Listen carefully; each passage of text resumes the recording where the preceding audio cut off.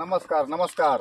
करता मुखिया जिंदाबाद जिंदाबाद जिंदाबाद हम करता मुखिया जिंदाबाद जिंदाबाद जिंदाबाद जूता छाप जिंदाबाद जिंदाबाद जिंदाबाद जूता छाप जिंदाबाद जिंदाबाद जिंदाबाद झाटू मुखिया जिंदाबाद जिंदाबाद जिंदाबाद झाटू मुखिया जिंदाबाद जिंदाबाद जिंदाबाद झाटू मुखिया जिंदाबाद जिंदाबाद जिंदाबाद। अरे चटुकार, हाँ मुखिया जी कहाँ से धकलेल बड़कनी के सब चटुआ बेइज्जती करे सरकार है जानो तनी मुखिया जी का?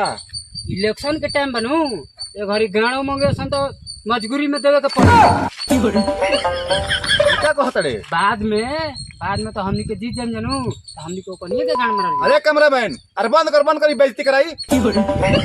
कम करता मुखिया जिंदाबाद जूता छाप जिंदाबाद झाटू मुखिया जिंदाबाद झाटू मुखिया जिंदाबाद। अरे चटुकार, हाँ मुखिया जी बोली। अरे साला गाँव आ गोइल बेइज्जती करी बेका। अच्छा अच्छा अच्छा ठीक बा मुखिया जी जिंदाबाद।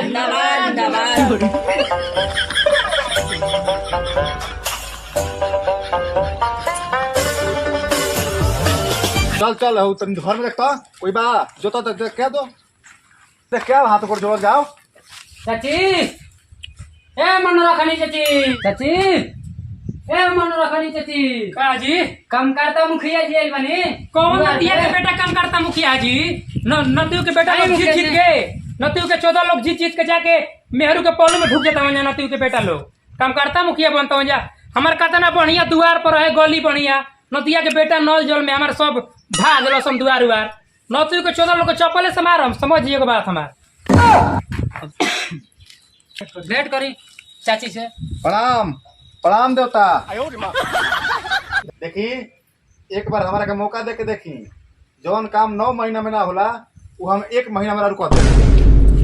अरे नतिया के बेटा मुखिया आवे के छिंदरा मुखिया आड़े रे कम करता आवे के छिंदरा मुखिया आड़े रे नतिया के बेटा आज बड़े 9 महीना काम 1 महीना में करे वाला बोला क्या अपना शान के हम नतियों के 14 गलत मत सोची हम कहने के 9 महीना में जो ना होत है हम 1 महीना में कद में राहुल काम चाची काम सरकारी काम गली नली बनावे वाला राहुल कॉलोनी पास कर देम रोड़ा घर बिजली लगवा देम राहुल सब काम कर देम हम। पिछले बार नतिया के बेटा आई रहे कहता कि घर बनवा दे हमार घर देखी घर तक कतना हमार कराकट लगेली बनी घर ठीक में बा यानी कैसे याद आवेला यानी कैसे हाल भई है सब एक मुखिया बार मौका लेखा दी एक बार हमारा के मौका दे के देखी एक बार इहो के मौका दे के देखी। ठीक बा तब कह दे हमार घर बनवा देवे के हाँ घर बना दिया नली बना दिया गली ढलाई कर दिया सब राहुल सब काम करब 1 महीना में 9 महीना के काम 1 महीना। चली ठीक बा तब जय दे मुखिया जी माफ कर हम गलती समझ गेलानी ठीक बा चाची कोनो बात नहीं कोनो के बात ध्यान देम रहुआ ठीक नु।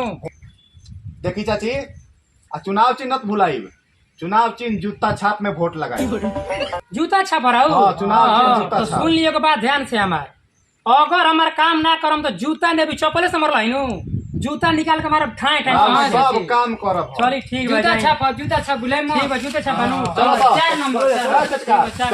नंबरी मुखिया जी जिंदाबाद जिंदाबाद जिंदाबाद आता मुखिया जिंदाबाद जिंदाबाद जिंदाबाद झाटू मुखिया जिंदाबाद झाटू मुखिया जिंदाबाद अरे सफरी पत्ता मुखिया जिंदाबाद जिंदाबाद जिंदाबाद कम करता मुखिया जिंदाबाद जिंदाबाद जिंदाबाद जूता छाप जिंदाबाद जिंदाबाद जिंदाबाद मौगा मुखिया जिंदाबाद मौगा मुखिया जिंदाबाद ये सब का कहत है तू रे रे चटकार साला ते ही जब ऐसे कहबे तो हई सब का कहे सरे पूरा बेइज्जती बहुत मार मार कर के छोड़ी ना मुखिया जी उ सब देखी हो दे मन रखनी चाची के मरद आवता चली ओकर भेंट कली। अरे साला उ तो जौन बाकी रहतन पूरा कहिए देलो इज्जत अब इहो कहीं बम पलाटे होई तो का करब रे।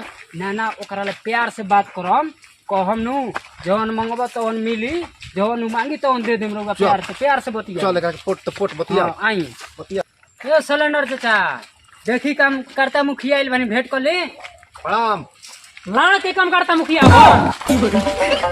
सोच में तो अपना आप के कम करते कहलन जाए गली के देखा तो गली खाल देखी है रोड के काल भाई कहलस के हम बनवा दे मुँह जाए जा हमारा मेहरा रुआ भी अभी उ चप्पल से मारी नु दुआर पड़वा दिल भैया महाराज लेकर वो सब तमाशा के लिए भैया तो चाचा एक बार प्यार से मांग के देख ली एक बार का गारंटी बा महाराज लेके अभी यहाँ कहता नहीं दे मैं जीतला के बाद में कह देम कि ना देम पता हुई हे महाराज लेके एक बार मुखिया जी से मांगी पहले जीते से पहले ही ना मिली तब नो हाँ हाँ महाराज जी, अपन दिल के बिल खोल के हमरा से मांगी।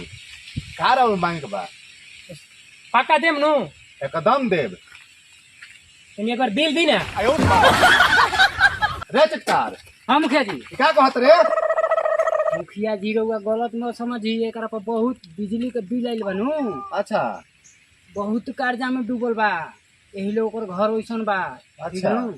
तनी एकरा कहे के मतलब तनी घूस उस दे के पैसा वैसा दे के भरवा दी, माफ करवा दी।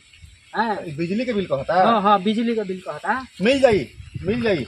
सुन ले मुखिया जी, कहिया इंतजाम करे नहीं पता, ऐसे ना ढेर धोखा दे के भगला सन हमरा के, ये बात कह के हम बिल मांगते ही देते नहीं कसन हमरा के। राउर 9 महीना का काम 1 महीना में करे वाला मुखिया आई हो। ठीक है बात। 1 महीना में राउर चाचा काम हो जाए। राउर जो 9 महीना में ना कर सकब हम 1 महीना में कर ध्यान देब। से जूता छाप देवे कोई ठीक है, ठीक है। ठीक बा, ध्यान से देवे कोई 4 नंबर पर जूता छाप हो, ठीक नु। चली तब ठीक है मुखिया देखो जी। अब 4 नंबर रख भुलाई, ठीक बा ठीक बा एकदम जाके अंगूठा लगा देवे के बा। ठीक बा। चलिए एक बार जयकारा हो जाओ। कम करता मुखिया जिंदाबाद। तो चली चाचा, मुखिया जी के साथे साथे गांव में घुमा दे। चली चली एकदम दिवा दिया वोट। कम करता मुखिया जिंदाबाद। जिंदाबाद जिंदाबाद जूता छाप जिंदाबाद। जिंदाबाद जिंदाबाद झाटू मुखिया जिंदाबाद। जिंदाबाद जिंदाबाद कम करता मुखिया जिंदाबाद। जिंदाबाद जिंदाबाद। नमस्ते प्रणाम। अगर हमनी के वीडियो आप लोग के अच्छा लगा है तो कृपया सब्सक्राइब कर दी, बेल आइकन दबा दी, लाइक करी, शेयर करी। जय हर हर महादेव। क्या सच में मुखिया जी चुनाव जीत जाते हैं? अगर मुखिया जी चुनाव जीतते हैं तो देखिए पार्ट 2 में मुखिया जी क्या क्या कांड करेंगे।